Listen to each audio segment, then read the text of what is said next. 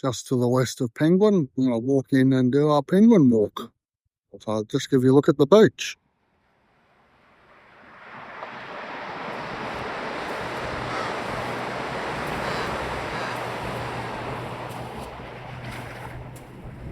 Got a rock outcrops there. Pleasant little beach, not patrol. So if you're going to swim here, make sure you know what you're doing. Of course, the free Barbies. All kids playground, but enough there. Set, swinging around the headland that separates Johnson Beach from Penguin Beach. A little bit of furniture to slow the push bike riders down. We have here the boat ramp. Tide is definitely out. The boat ramp more use at high tide. We'll walk out along the little jetty. See a ladder there for getting on and off your boat when there's more water. The second ladder on the end of the pier. Out into Bass Strait. Let's get ourselves off the pier and continue back along the road into Penguin. Push bike furniture to slow the buggers down. Continue the Americanisation of our culture. The basketball half court, quarter court, third of a court, I don't know. And of course, skate park.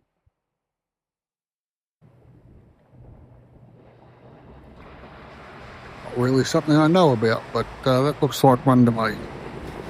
And the path continues round, heading towards sunny Penguin. See the river that was here, which is why people would have settled, I guess. 1861, the first white people turned up. And 1875, the town of Penguin was proclaimed. There's a sort of community railway group. We get a bit closer to the Penguin station, we'll have a look. Stubbs Point, apparently there was a butcher's here. Run by Jack Stubbs. We're trading on this site from 1898 till June 4, 1948. Would have been a good view from the back of the shop though, eh?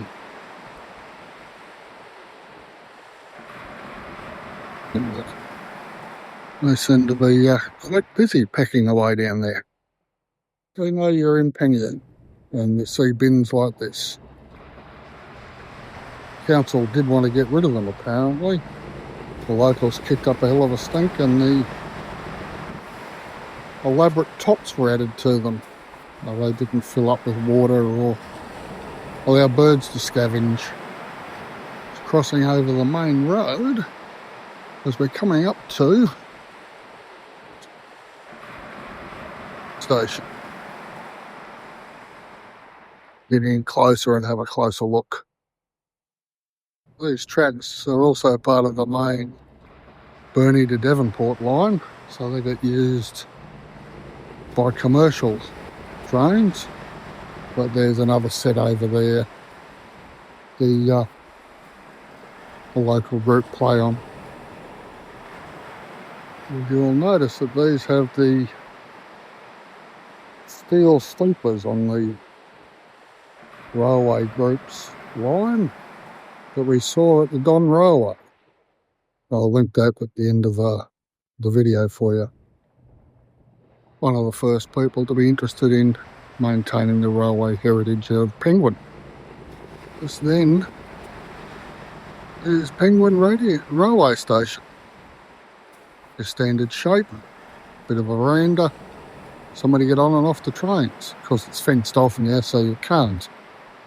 You can't get on a passenger train in Tassie because there aren't any. It's all purely goods now, which is a shame in a lot of ways.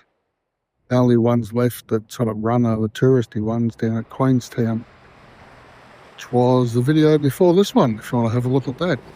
We don't do the railway on that, we just go to Queenstown. But it's worth a look because we show you the station. Here we are at the back of the station. where the goods would have been loaded for people that were sending all kinds of stuff by rail in the old days. When they say jail, it's more of a box for containing criminals before they go off to court. Now, this was originally sited in Crescent Street behind the courthouse, which is now the Senior Citizens Club. Restored and resited in 92 by the Penguin District Apex Club. This goes to show, doesn't it? It's making sure no one could escape. Beauty hinges there. My hand in to give you some idea of the scales. And the damn penguins are unavoidable in Penguin. Rolling into town, we have Penguin Church. Uniting church with very bizarre stained glass window shapes. Reminds me of the Alhambra in Spain. I have no idea why they were built in that shape. If you do, drop a comment and let us know. As I say, I'm always keen to learn.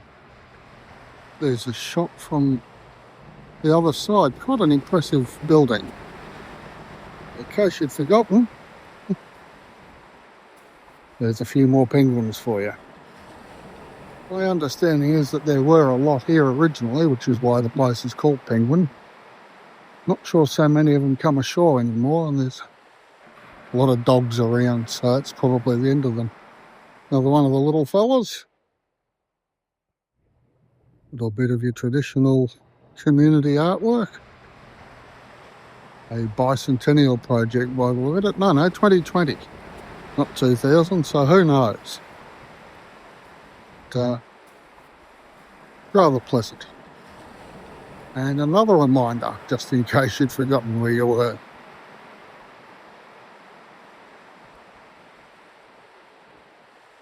More extensive kiddies playground up here compared to the one at Johnson's Beach. And probably gets a lot more people. No kiddies in there at the moment, so I'll show you a shot of it. It's a traditional pirate ship over there. Sort of thing all kids love climbing about. In the background, we'll get down to some interesting things down there. In a bakery across the road, a reasonable coffee. More little fellas. Part of the big side. Leave a book, take a book. An honesty system that works. And if all the rubbish bins weren't enough, we have here a big penguin. This isn't the only example of the library. Actually have a full library here. Open today from 2 till 5. Seeing those little buggers everywhere. But now, there's a whole lot of them. There's your First World War Memorial. Get in every town in Australia. This is for all who served and erected by their fellow citizens. A simpler version here. A little bit older. It was set up for the people from the district that served in South Africa during the Boer War. Or more sentinel penguins, keeping an eye on. Another one is guarding the Penguin Beer Company. Here's a shot of the big fella. They dress up in different outfits depending on the occasion. Well, they've been open 5 years, but I can recommend the chips. They do a good feed in there.